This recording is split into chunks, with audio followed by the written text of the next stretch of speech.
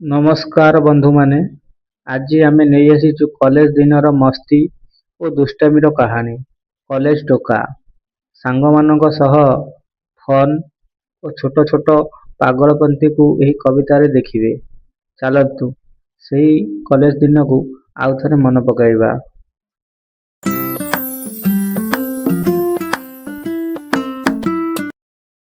କହୁଛି ଶୁଣ କଲେଜ ଟୋକାଙ୍କ କଥା।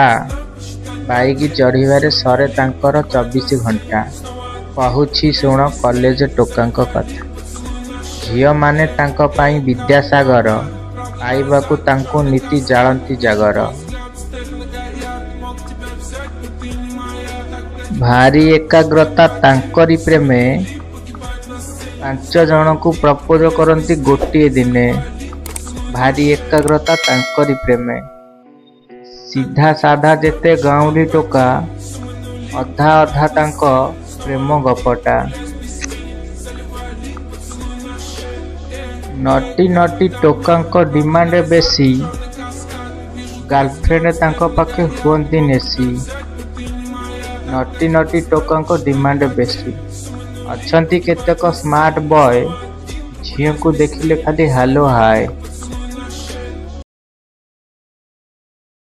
କବିତାଟି ଯଦି ଆପଣମାନଙ୍କୁ ଭଲ ଲାଗିଥାଏ, ଭିଡ଼ିଓଟିକୁ ଲାଇକ୍, ସେୟାର ଓ ଚ୍ୟାନେଲକୁ ସବସ୍କ୍ରାଇବ୍ କରିବା ପାଇଁ ଭୁଲିବେ ନାହିଁ।